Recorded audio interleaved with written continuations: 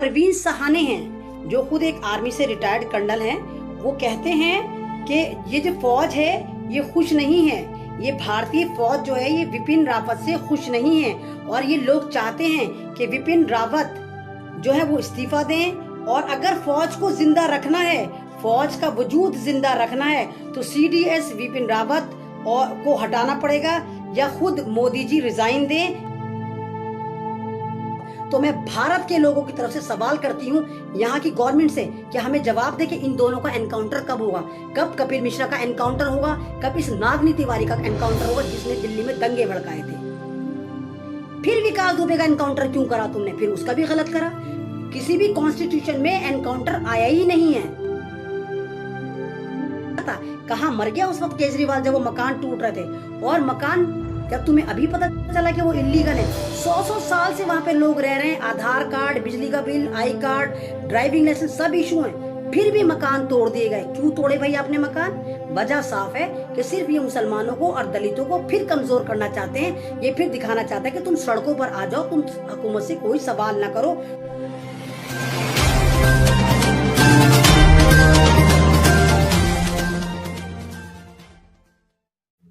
जी अस्सलाम वालेकुम। मेरा भारत, मेरी जान, मेरा संविधान, मेरी पहचान और मैं आपके सामने ऐमन रिजवी। तो आज हम फिर वही बात करेंगे भारत के अंदर की जिस तरह की टेंशन चल रही है। द न्यूयॉर्क टाइम एक मैगजीन है, उसने एक आर्टिकल छापा है। उसने caught between Indian and Chinese troop at 1500 feets. उसने ये कहा कि चाइना ने जो है हिंदुस्तान के जो फौजियों को हैं वो पकड़ा है, लेकिन ये फिर भी हमारा भारत जो कह रहा है ऐसा कुछ नहीं हुआ। तो इस वक्त अगर आप हालात देखें, former US NSA John Bolton है, जॉन बोल्टन ने कहा है कि सिर्फ हम भारत का साथ कभी नहीं देंगे। उन्होंने कहा, साफ कहा उन्होंने कि सिर्फ हम भारत का साथ वैसे नहीं देंगे जंग वंग में, हाँ अगर वो हमसे हथियार खरीद के चाइना से लड़ता है तो हम तैयार हैं। यानी अमेरिका ने हमें बेवकूफ़ बनाया ताकि उसने हमें चने के खेत पे चढ़ा दिया कि हम चाइना से लड़ें। वो सिर्फ इसलिए चढ़ाया ताकि हम उससे हथियार खरीद सकें, इसलिए नहीं कि वो हमारी तरफ से चाइना से लड़ेगा। अपने हथियार, अपना धंधा चलाने के लिए उसने हमें चने की झाड़ पे चढ़ाया। और अब साफ कह दिया जॉन बोल्टन ने कि हम भारत का साथ नहीं देंगे चाइना की लड़ाई के लिए, हाँ हथियार खरीद ले हमसे। और ये भी बोला कि भारत ने जो हथियार रशिया से खरीदे हैं वो निहायत ही घटिया हैं और बकवास हैं, जो इतनी हाइट पे काम नहीं करेंगे जो अभी इन्होंने खरीदे हैं। जो ड्रामा चल रहा है, जैसे ये कह रहे हैं कि नहीं लद्दाख नहीं गया, अभी भी स्ट्रीम मीडिया चिल्ला रहा है कि लद्दाख को हमने खदेड़ दिया, चाइना को हमने खदेड़ दिया, ये कर दिया। और लद्दाख के पॉलिटिशियन चिल्ला रहे हैं कि भारत का मीडिया से कह रहे हैं कि हमें बचाओ, तुम जो उल्टे सीधे बकवास कर रहे हो, ऐसा कुछ नहीं है। चाइना हमें घेर रहा है, रोज बरोज हमें घेर रहा है और कई साल से चाइना जो है लद्दाख को घेर रहा है, अभी से नहीं घेर रहा, वो कई साल से घेर रहा है, लेकिन कोई आवाज नहीं, कोई कुछ नहीं। हमें कौन सा वहां पे कौन सा मीडिया लगा हुआ है, सीसीटीवी लगे, हमें क्या पता चलेगा चाइना कितना अंदर आ गया? अब बहुत तेजी से आ रहा है अंदर। तो आप एक चीज देखें, अगर किसी भी मुल्क की आर्मी कमजोर होती है तो उस मुल्क की जो हुकूमत है वो तानाशाह और मजबूत होती है। ये हर जगह का हिसाब है, ये भारत का हिसाब नहीं है। तो अगर किसी मुल्क के गद्दारों को, पॉलिटिशियन को मजबूत करना हो तो उस मुल्क की सेना को कमजोर कर दिया जाता है। और यही हाल भारत का चल रहा है कि भारत की सेना को कमजोर करा जा रहा है ताकि वो अंदर, क्योंकि वो सेना हिफाजत करती है, क्या उसको देश के अंदर नजर नहीं आएगा फिर कि देश में क्या चल रहा है? इसलिए उन मुल्कों में जहां पर हुकूमतें बेईमान होती हैं, गद्दार होती हैं, वो अपनी आर्मी को कमजोर करती हैं। और इसी के लिए एक कदम था, अगर आप जानते हो, हमारे सीडीएस बिपिन रावत, जानते होंगे आप, तीनों आर्मी के जो कमांडर चीफ हैं उनको एक बना दिया गया। पहले तीनों आर्मी के अलग अलग होते थे, हर मुल्क में अलग अलग होते हैं, लेकिन और उनकी पावर प्रेसिडेंट के हाथ में थी, भारतीय प्रेसिडेंट के हाथ में थी। लेकिन पिछले साल तीनों आर्मी के एक ही विपिन रावत को बनाकर टोटल पावर जो है वो नरेंद्र मोदी ने अपने हाथ में ले ली। ये इस तरह मत देखिए, ये इस तरह देखिए कि टोटल के टोटल आरएसएस ने अपने हाथ में ले ली। और जिस मुल्क में तीनों आर्मी का एक सीडीएस होता है, उस मुल्क में बगावत के 101% चांसेस रहते हैं, क्योंकि तीनों फौजें एक साथ आ जाती हैं, एक साथ मिलती हैं, तो वहां बगावत हो सकती है। इसीलिए हर फौज का जो चीफ है वो अलग अलग करके रखा जाता है, ताकि किसी भी मुल्क को बगावत से बचाया जा सके। अब इंडियन फोर्स मैगजीन है, इंडिया की मैगजीन है, भारत और कहीं की नहीं है। इंडियन फोर्स मैगजीन के जो एडिटर हैं वो परवीन सहाने हैं, जो खुद एक आर्मी से रिटायर्ड कर्नल हैं। वो कहते हैं कि ये जो फौज है ये खुश नहीं है, ये भारतीय फौज जो है ये विपिन रावत से खुश नहीं है, और ये लोग चाहते हैं कि विपिन रावत जो है वो इस्तीफा दें, और अगर फौज को जिंदा रखना है, फौज का वजूद जिंदा रखना है, तो सीडीएस विपिन रावत और को हटाना पड़ेगा, या खुद मोदी जी रिजाइन दें या वो रिजाइन दे। और जनरल निर्वाणे को भी जनरल निर्वाणे जो है सारी जिम्मेदारी उनको दी जाए। अगर भारत में अपनी फौज का अस्तित्व बचाना है तो ये विपिन रावत है इनको इस्तीफा देना पड़ेगा, ये कह रहे हैं। ये इंडियन मैगजीन लिख रही है, और ये वो मैगजीन है जो फौज के हालात लिखती है, फौज के बारे में बताती है। ये मैं कोई अपनी तरफ से नहीं बता रही, ये डेटा मैं कोई अपनी तरफ से नहीं दे रही। तो ये सारे ड्रामे चल रहे हैं, इसी वजह से, ये इन ड्रामों की वजह से। अगर आप देखें, पहले विकास दुबे वाला चैप्टर लाया गया 10 दिन पहले, आपको क्या लग रहा है वो वैसे अचानक हुआ था? नहीं, अचानक नहीं हुआ था, वो प्री प्लान था, ताकि चाइना से, नेपाल से आपका दिमाग डाइवर्ट करके भारत के अंदर आपको उलझा दिया जाए, यहाँ के मकड़ जाले में आपको फंसा दिया जाए। इसीलिए वो विकास दुबे को यूज करा गया। हालांकि विकास दुबे को भी मारने का प्लान होगा इनका, लेकिन उसको ये वाली बात पता नहीं होगी। इसलिए पूरा का पूरा इन्होंने एक प्लेटफॉर्म तैयार करा, पुलिस वालों का एनकाउंटर कराया, ताकि पूरा भारत वहां लग जाए। आप चाइना का सवाल ना करें, आप पेट्रोल का सवाल ना करें, आप डीजल पे सवाल ना करें। जिस तरह सब देखा था, आप लोग सड़कों पे निकलने शुरू हो गए थे, पेट्रोल महंगा हो गया, डीजल महंगा हो गया। अब कोई कह रहा है पेट्रोल महंगा हो गया? कोई बात कर रहा है पेट्रोल की? नहीं कर रहा ना। तो वो सारे ड्रामे इसलिए करेगा। और कितना काउंटर हुआ था आपने देखा, जो बंदा 10 पुलिसकर्मियों को शहीद करके जिंदा सलामत उनका असलहा लूट के चला जाता है, फिर वो जाता है फरीदाबाद, जाता है जहां पर इन्हीं की हुकूमत है। उसके बाद वो तीसरी स्टेट जाता है, कहां? मध्य प्रदेश जाता है, जहां पर यानी जो योगी आपको बेवकूफ बनाकर ये कह रहा था कि हमने बॉर्डर सील कर दिए और ये जो विकास दुबे ये जा नहीं सकता, वो पहले इनकी एक स्टेट में पहुंचता है, फिर दूसरी स्टेट में पहुंचता है, और इस वक्त भारत में बहुत आवाजें उठ चुकी होती हैं। तो पूरा ड्रामा तैयार करते हैं, विकास दुबे से कहते हैं कि तू मंदिर में जाके सरेंडर कर, क्योंकि उस मंदिर में कैमरे थे। तो वो ये कहता है हाँ मैं विकास दुबे हूं कानपुर वाला, ताकि वो रिकॉर्ड हो जाए और उसकी वीडियो वायरल हो जाए। उसके बाद वो सरेंडर कर देता है, क्योंकि वो ख्वाब खरगोश में होता है। उसको ये थोड़ी पता अगर मैं गद्दारी कर रहा हूं तो जो जिन गद्दारों के लिए मैं गद्दारी कर रहा हूं वो मुझे जिंदा छोड़ देंगे, ऐसा कुछ नहीं होता। ये जो लाइन है क्रिमिनल लाइन है, यहाँ पर गद्दार जो होते हैं गद्दारों के भी वफादार नहीं होते, यहाँ वफादारी होती ही नहीं है। यहाँ सिर्फ नोट चलता है, यहाँ सिर्फ पैसा चलता है। वफादारी यहाँ छू मंतर होती है, ख्वाब खरगोश होती है, वफादारी नहीं होती। तो विकास दुबे को बड़ी खुशफहमी थी कि मैं बच जाऊंगा, मैं मारा नहीं जाऊंगा, तो वो सरेंडर कर देता है। सरेंडर करने के बाद वो बड़े आराम से जा रहा होता है, जीप में जा रहा होता है, और जा रहा होता है, बहुत देर तक मीडिया जा रहा होता है, पूरा का पूरा मध्य प्रदेश क्रॉस हो जाता है ना। उसके बाद जैसे ही कानपुर में गाड़ी एंट्री करती है, टोटल मीडिया को रोक लिया जाता है, और उसकी गाड़ी जो है ना वो लंगड़ी खेल रही होती है, एकदम पलट जाती है, बेहोश होकर गिर जाती है, गाड़ी टेढ़ी हो जाती है ना। क्योंकि ये उसका काउंटर कर देते हैं, 15 मिनट मीडिया को रोकते हैं, और 15 मिनट में टोटल का टोटल इतिहास रच देती है यूपी की पुलिस, उसका एनकाउंटर कर देती है। और फर्जी स्टोरी क्या बनाती है कि वो भाग रहा था। सवाल बनता अगर वो भाग रहा था तो उसके सीने पे गोली क्यों लगी? कार में कैसे भाग रहा था भाई? वो 2-4 झपाड़ मारते वो वहीं बैठा रहता। कितनी गुंजाइश होती है कार में बैठने की? वो थोड़ी था पार्क, थोड़ी था जहां वो भाग रहा था। तो कैसे बेवकूफ बना रहे हैं आपको, मतलब पब्लिक को यूं सोचते हैं कि हम ना खलील खां के जमाने की जो फाख्ता उड़ा रहे हैं, हमें बावला बना देते हैं। इतने बावले नहीं है मोदी जी, हम इतने बावले नहीं है टकलू हम कि तुम्हें बावला बना देगा यूपी के सीएम। तुमने पागल समझा है हमें? तो उसको मार देते हैं, 3 गोली इसके सीने पे मार देते, फिर कहते हैं कि हमने इसका एनकाउंटर कर दिया। एनकाउंटर करा लेकिन कत्ल करा, क्यों? क्योंकि उसके हाथ में बहुत सारी फाइलें थी, इनके सबूत थे, इनके काले चिट्टे थे। जब ये इंटरनेशनल फेम हो गया, दुनिया से इनकी ललकारें उठने लगी, चीख चिल्लम होनी शुरू हो गई कि पुलिस वालों का एनकाउंटर करके चला गया। दुनिया का इतिहास ही उल्टा हो गया कि जो पुलिस वाले एनकाउंटर करने इसका गए थे, उल्टा इसी का उसने ही इनका एनकाउंटर कर दिया। तो इसलिए इसको मारना जरूरी हो गया था। इसके पास बीजेपी के आरएसएस के काले चिट्टे थे। तो ये सारा का सारा दिमाग डाइवर्ट क्यों करा गया था? क्योंकि चाइना हमारे अंदर घुस रहा था, नेपाल हमें लताड़े मार रहा था, भूटान हमारा पानी रोक रहा था। तो और ये डीजल के रेट बढ़ाए जा रहे हैं, पेट्रोल के रेट बढ़ाए जा रहे हैं, महंगाई इनको और करनी थी।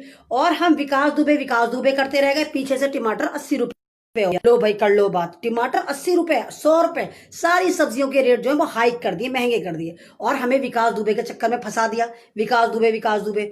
और ये वही विकास दुबे है, जब ये पुलिस वालों को एनकाउंटर करके उनको शहीद करके दहशतगर्द आतंकवादी भागता है, तो ये स्ट्रीम मीडिया, ये भगुआ आतंकवादी आईटी सेल की रखेल मीडिया एक न्यूज नहीं बनाती। लेकिन जब ये सरेंडर करता है तो मानो ये ऐसे दिखाती है जैसे बहुत बड़ा फ्रीडम फाइटर जो है अंग्रेजों के सामने आत्मसमर्पण कर रहा हो, जैसे भगत सिंह हो, जैसे नेहरू हो, जैसे गांधी हो, वो आत्मसमर्पण कर रहे हो अंग्रेजों के सामने, एकदम हीरो बना के दिखाती है। देखो विकास दुबे ने वहां पर सरेंडर कर दिया। लेकिन इतनी कमीन मीडिया है, फिर भी ये नहीं कहती कि मंदिर, महाकाल मंदिर के अंदर से सरेंडर करा, वहां भी मंदिर को साइड में ले जाती है।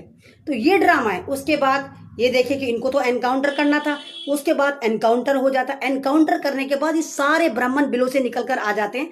मैं उन सारे ब्राह्मणों को 100% नहीं कह रही, मैं उन ब्राह्मणों को टैग कर रही हूं जो इस मोदी सरकार के फेवर में हैं, जो आरएसएस सोच वाले हैं। बहुत सारे ब्राह्मण ऐसे हैं जो अभी भी सोशल एक्टिविस्ट हैं, आवाज उठा रहे हैं, इस गवर्नमेंट के खिलाफ आवाज उठा रहे हैं, वो बीजेपी के खिलाफ आवाज उठा रहे हैं, यहाँ की बर्बादी के खिलाफ आवाज उठा रहे हैं, जो दलितों की आवाज बने हुए, मैं उनको नहीं कह रही। लेकिन जो चंद मुट्ठी भर ब्राह्मण थे, यूपी के थे, वो ट्वीट करते हैं फेसबुक पे, कहते देखो ब्राह्मण मार दिया, देखो योगी जो है ब्राह्मणों का दुश्मन है, हमारे साथ जुल्म हो रहा है, हमारे साथ ये हो रहा है।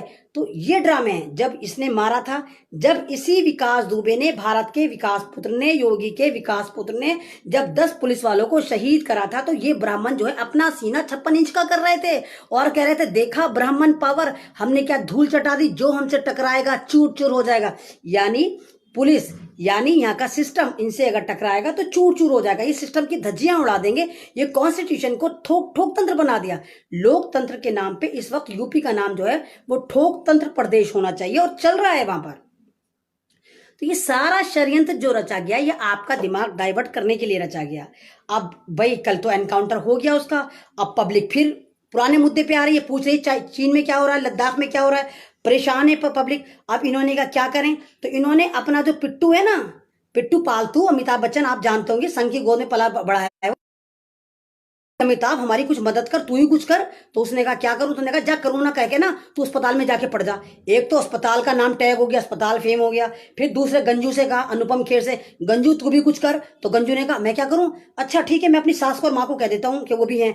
तो ये सारे के सारे नौटंकी बात जो खुद आरएसएस के तलवे चाटते हैं, आरएसएस की चौखट पे पड़े रहते हैं, ये जल्दी जल्दी जाके हॉस्पिटलों में एडमिट हो गया कि हमें कोरोना हुआ है, ताकि सारा का सारा मीडिया, सारे डायपर भक्त जितने भी हैं, गोबर भक्त, हगीज भक्त जो है, ये सारे के सारे अपने भगवान के चक्कर में लग जाए। हाय हमारा अमिताभ मरने वाला है, हाय उसको कोरोना हो गया। क्योंकि पूरे भारत को कोरोना होता है, मर जाए कोई बात नहीं, पूरी हुकूमत इस वक्त, पूरा सिस्टम को कोरोना होता है, कोई बात नहीं मर जाए। हाँ, भक्तों के भगवानों को, उनके खानदान वालों को कोरोना नहीं होना चाहिए, जो कि ओरिजिनल था ही नहीं। ये सारा ड्रामा है। आप देखिएगा 3-4 दिन बाद नया मुद्दा आएगा, ये अपने घर को जाएगा। ये सिर्फ ड्रामा है। और आप ही सवाल करो, अमिताभ बच्चन के घर में लॉक सिस्टम है, स्विट्जरलैंड के अकाउंट आप एक दफा को खोल लेंगे, घर का एक दरवाजा नहीं खोल सकते आप। टोटल ऑटोमेटिक लॉक है, जिसके पासवर्ड सिर्फ अमिताभ को पता है। तो तुम तो खुद ही सोशल डिस्टेंस बना के रखते हो, तुम तो खुद ही सोशल बाइकआउट करके रखते हो, तो कोरोना कैसे तुम्हारे घर में आ गया, कैसे आ गया? सवाल बनता है जो जनता को पूछना चाहिए, ये आपको पूछना चाहिए। ये जो आप बावलों की तरह अमिताभ की न्यूज टैग करे जा रहे हैं, हाय हाय हमारे भगवान को कोरोना हो गया, तो ये सब फर्जीवाड़ा है, सब दिमाग डाइवर्ट करने का है। जैसे समित पात्रा ने करा था, जैसे केजरीवाल ने दिमाग डाइवर्ट करा था, जैसे ज्योतिरादित्य सिंधिया ने करा था और उसकी मां ने करा था, सेम टू सेम वैसा ही है। और अगर कोरोना वायरस है तो ये लोग मर के क्यों नहीं आते? और अगर हम नज़ला खांसी में, हाइपरटेंशन में, किडनी में, डिलीवरी में, एक्सीडेंट में हॉस्पिटल जाते हैं तो यही हॉस्पिटल हमें मार के कहते हैं कोरोना वायरस, ठप्पा लगा देते हैं सी, यानी हम कोरोना वायरस से मरे। लेकिन ये नहीं मरते। क्यों भाई, ये क्यों नहीं मरते? कोरोना पे क्या इनके बाप का कॉपीराइट है? इनका कोरोना, इनका रिश्तेदार है क्या कोरोना? जिसको दिल चाहे कहते जा उसके घर चला जा, उसके घर चिपट जा। कोरोना पे सिर्फ मुसलमानों का कॉपीराइट है, कोई कॉपीराइट नहीं है। इन्होंने क्यों? वजह साफ है, जो फैक्ट मैं दे रही थी वो सही है। भारत में कोरोना है ही नहीं। ये शाहीन बाग को खत्म करने के लिए कोरोना लेकर आए और जीडीपी को छुपाने के लिए लेकर, और भारत को और बर्बाद करने के लिए ये कोरोना वायरस लेकर आए थे, ताकि आपको घरों में रह रह के सड़ाया जा सके। लॉकडाउन के नाम पे आपको इतना बर्बाद करा जा सके कि आप इस बीजेपी की सरकार के खिलाफ कोई आवाज ना उठाएं, सिस्टम के खिलाफ कोई आवाज ना उठाएं, आप ये ना कहें कि हमारे ऊपर जुल्म हो रहा है। और अभी आप देखिए, कोरोना वायरस है, इन्हीं के बगौल है। 6 जुलाई, अभी 3-4 दिन पुरानी बात बता नहीं, 6 जुलाई को लक्ष्मी नगर, जहां पर खुराजी में लेडीज प्रोटेस्ट स्टार्ट हुआ था, वहां पर वाल्मीकि और मुसलमानों की एक कॉलोनी को तबाह कर दिया गया, तोड़ दिया गया। बरसातें हो रही हैं, बारिश हो रही है, और इन्हीं के बगौल कोरोना भी हो रहा है। तो कोरोना सिर्फ इनके यहां हो रहा है, मतलब ये मकान तोड़ते फिर रहे हैं, ये मुसलमानों को बर्बाद करते फिर रहे हैं, ये दलितों को बर्बाद करते फिर रहे हैं, तब इन्हें कोरोना दिमाग में नहीं आता। कहां मर गया उस वक्त केजरीवाल जब वो मकान टूट रहे थे? और मकान, जब तुम्हें अभी पता चला कि वो इलीगल है, 100 साल से वहां पे लोग रह रहे हैं, आधार कार्ड, बिजली का bill, I card, driving licence सब इशू है, फिर भी मकान तोड़ दिए गए। क्यों तोड़े भाई आपने मकान? वजह साफ है कि सिर्फ ये मुसलमानों को और दलितों को फिर कमजोर करना चाहते हैं। ये फिर दिखाना चाहते हैं कि तुम सड़कों पर आ जाओ, तुम हुकूमत से कोई सवाल ना करो, तुम मत पूछो कि वहां पर क्या हुआ, तुम मत पूछो कुछ। आंकड़ा दिखाएंगे, किसी न्यूज में आपने देखा, स्ट्रीम मीडिया ने आपको दिखाया कि वो हजारों की तादाद में जो मकान तोड़ेगा। अब मेरी बात पे यकीन है, जाकर देख कर आए, लक्ष्मी नगर में जाकर देख कर आए, जमुना के किनारे बड़े अच्छे अच्छे मकान बने थे, और सारे गरीब गुरबा थे। कोई कूड़ा बीनने वाला था, कोई घरों में झाड़ू देने वाला था, कोई भंगी था, कोई कुछ था, सारे ऐसे ही लोग थे, बहुत गरीब थे। मुसलमान सारी घरों में सफाइयां करती थी। उनके मकान जो उन्होंने पता नहीं कैसे कैसे बनाए थे, उनके मकान इस गवर्नमेंट ने तोड़ दिए। और ये केजरीवाल, ढोंगी केजरीवाल, मेरे हाथ में पुलिस नहीं है, तूने कैसे मकान तोड़ने दिए? ये अब भौंकना, दिल्ली के दंगों में तो तू बड़ा तांडव मचा रहा था कि नहीं तेरे हाथ में पुलिस नहीं थी, अब तेरे हाथ में एमसीडी भी नहीं है, तेरे हाथ में कुछ है भी, तो फिर तू क्यों झुंझुना लेके बैठा हुआ है? मोदी को ही दे देना दिल्ली की हुकूमत भी, कम से कम हमें यकीन तो कि आरएसएस के पास हो। चल निकल, पतली गली से निकल। क्यों आया था झाड़ू फेरने? तूने पूरे दिल्ली पे झाड़ू फेर दी। तू तो करप्शन पे झाड़ू फेर रहा था, तू तो आरएसएस पे झाड़ू फेर रहा था, तू तो बीजेपी पे झाड़ू फेर रहा था, तूने तो उल्टी झाड़ू घुमा दी, तूने तो हमारे पे झाड़ू घुमा दी। तूने तो विकास दुबे वाला हाल करा कि जैसे वो उसका भाग रहा था, वो उल्टा उल्टा भाग रहा था, उसके सीने पे गोली लगी भागते हुए इंसान के, ऐसे ही तूने करा हम तेरे साथ। तो तूने हमारी शक्लों पे झाड़ू फेर दी, पूरे दिल्ली को बर्बाद करने का तूने बीड़ा उठा रखा है इस वक्त। तो सवाल बनता है, और ये सवाल आप करेंगी, जनता करेगी। मैं दलितों से पहले ही कहती चली आ रही, प्लीज जागो दलितों, जागो, आवाज उठाओ। ये भारत आपका है, ये किसी चौकीदार का नहीं, ये आरएसएस का नहीं, ये आपका है। आपके पूर्वजों ने इसको आजाद करवाया था। कब तक गुलाम रहोगे? तोड़ दो ये जंजीरें, कब तक गुलाम रहोगे?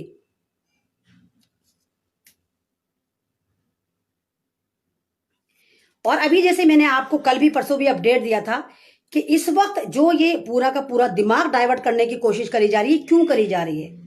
वन ऑफिसर्स हैं रिटायर्ड, जो जनरल हैं, कर्नल हैं, मेजर हैं, उन्होंने एक लेटर लिखा है। बड़े बड़े ऑफिसर हैं रैंक के, जो रिटायर हैं, उन्होंने लेटर लिख के कहा है मोदी हमें जवाब दे, मोदी हमें जवाब दे कि उसने झूठ क्यों बोला कि चाइना ने हमारी एक ही जमीन नहीं ली, और अगर नहीं ली तो फिर हमारे फौजी कैसे मारे गए, फिर गलवान झील पे चाइना क्या कर रहा है, फिर लद्दाख पे चाइना क्या कर रहा है। तो उस बात को छुपाने के लिए विकास दुबे आया, उसी बात को छुपाने के लिए अमिताभ बच्चन आया। तो ये सारा ड्रामा वो चल रहा है। उसके बाद बात यही नहीं थमती, बात उससे भी हाई लेवल की है। फौज में बगावत शुरू हो चुकी, मैंने परसों भी आपको बताया था कि फौज में बगावत शुरू हो चुकी, क्योंकि ये अब इतनी चालाक सरकार है, अपना ठीकरा फौज पे फोड़ रही है कि फौज जो है वो आतंकवादियों से जाकर मिल गई। इन्होंने क्या करा है कि इनके हथियार सीज करने शुरू कर दिए। स्पेशल फोर्स ऑफिसर जो हैं उनके हथियार छीनने शुरू कर दिए, और उन पर इल्जाम लगा रहे हैं कि वो कश्मीरी आतंकवादियों के साथ हैं, क्योंकि वो बगावत पे उतर गए हैं कि तुम हमें बदनाम कर रहे हो, हमें मरवाए जा रहे हो, और फिर ये कह रहे हो कि चाइना हमारे अंदर एक ही। पहली सरकार है जो स्ट्रैटेजी प्लान नहीं करती, बस हवा में चल रही है, जिधर को मुंह करा उठा के चल दिए। इनमें तमीज तो है नहीं। मैं पहले से कहती चली जा रही हूँ कि बीजेपी की सरकार जो है व्हाट्सएप एजेंडा लेकर आई है। तमीज पढ़े लिख के है नहीं। और आप देख लीजिए 101% चाइना का टोटल ठीकरा जो है ये हमारे जो डिफेंस मिनिस्टर हैं राजनाथ साहब के सर फोड़ेंगे। उनके सर फोड़ के कहेंगे भैया इसकी वजह से हुआ, हमें तो कुछ पता नहीं। अगर आपको पता हो, राजनाथ साहब ने एडमिट करा था कि चाइना हमारी चौकियों में आ गया है, चाइना ने लद्दाख में घुसकर हमारी चौकियों को ध्वस्त करा है, सिर्फ राजनाथ साहब ने बोला था। तो टोटल ठीक है, इन्हें राजनाथ साहब के सर फोड़ना है और उनको कहना भाई तुम जाओ जाओ। तो पहले ही बताया था कि राजनाथ साहब के का और मोदी का शाह का तीन का आंकड़ा है, इनकी आपस में नहीं पड़ती। राजनाथ साहब से ये खुश नहीं है। अगर खुश होते तो राजनाथ साहब हमारे प्राइम मिनिस्टर होते, become a prime minister Rajnath साहब होते। उनका जो हक मार के इस चाय वाले को बिठाया गया, वजह साफ है क्योंकि राजनाथ साहब का जो है आरएसएस से 3 का आंकड़ा रहता है, इसलिए उनका हक मारा गया। और देखो तो टोटल का टोटल ठीक रहा। आप देख लीजिएगा, राजनाथ साहब के सर फोड़ के कह देंगे भैया इसकी वजह से हुआ, यही है फाइनेंस मिनिस्टर। हालांकि इससे पहले किसी ने इस्तीफा दिया है आज तक? तुम्हारी पार्टी ने कितने बड़े बड़े गुनाह करें, कितने बड़े बड़े स्कैंडल करें, किसी ने इस्तीफा दिया है? नहीं दिया। तो मैं आपसे ही कह रही हूँ, ये आपको बेवकूफ बनाने की तैयारी है या आपको जाहिल बनाने की तैयारी। जाहिल तो इन्होंने हमें समझ ही रखा है, जाहिल तो समझ ही रखा है। कुछ भी न्यूज लगा देते हैं और हमें बावला समझते हैं। वो कल आपने देखा होगा, वो बावला दीपक चौरसिया कैसे कह रहा था कि शाहीन बाग, ये बाग वो बाग। क्यों शाहीन बाग पे क्या कमबख्त मारे? तू अंधा था, आंखें फूटी थी? तुझे पता नहीं है जिहादी मीडिया बम कि शाहीन बाग पे संविधान बचाने निकल रहे थे? महात्मा की पिक्चर थी, भीमराव अम्बेडकर की पिक्चर थी, भगत सिंह की पिक्चर थी। काणे दज्जाल, तुझे पढ़ना नहीं आता? यह हरामखोर जिहादी बम मीडिया है। और वो हरामखोर कैंसर ज्यादा लकवा ज्यादा, वो क्या कह रही है? ताहिर का एनकाउंटर करो। कब होगा मौलाना साहब का एनकाउंटर? कब होगा? मारो या मरो। गुफा से निकल कर आइए, क्योंकि लॉकडाउन चल रहा है तो अभी रोड थोड़े खाली चल रहे हैं। तो कार में अगर सेक्स वीडियो वायरल हो गई तो क्या होगा? इसलिए गुफा में पड़ी हुई थी 2-3 महीने से, एक निकल कर आई और कहती है इन दोनों का एनकाउंटर कब होगा। तो मैं भारत के लोगों की तरफ से सवाल करती हूं, यहाँ की गवर्नमेंट से, कि हमें जवाब दे कि इन दोनों का एनकाउंटर कब होगा। कब कपिल मिश्रा का एनकाउंटर होगा? कब इस नागनी तिवारी का एनकाउंटर होगा जिसने दिल्ली में दंगे भड़काए थे? फिर विकास दुबे का एनकाउंटर क्यों करा तुमने? फिर उसका भी गलत करा। किसी भी कॉन्स्टिट्यूशन में एनकाउंटर आया ही नहीं है। क्यों? जब वो सरेंडर कराया तो एनकाउंटर नहीं बनता था, उसको कोर्ट में हाजिर करना था। लेकिन अगर उसकी गाड़ी ना पलटती तो यूपी की गवर्नमेंट पलट जाती, और यूपी की गवर्नमेंट पलटती तो सेंटर की गवर्नमेंट पलट जाती। इसलिए उसकी गाड़ी पलट के उसको मारा गया। तो उसका एनकाउंटर हो सकता है, तो इन कमीनों का एनकाउंटर क्यों नहीं हो सकता? क्यों नहीं हो सकता? ये तो उससे भी बड़े भगवा आतंकवादी हैं। विकास दुबे तो चलो किसी के लिए काम करता था, ये तो हरामखोर फ्री में मौतें बांटते फिर रहे हैं। और विकास दुबे का अगर आपने एनकाउंटर करा था तो उसकी डेड बॉडी उसकी बीवी को और उसकी मां को क्यों नहीं दे रहे आप? अब भी क्या शक है? क्या अभी भी आपको शक है कि वो जिंदा हो जाएगा? अभी भी शक है, क्यों नहीं दे रहे? तो सवाल बनता है और सवाल आपको पूछना।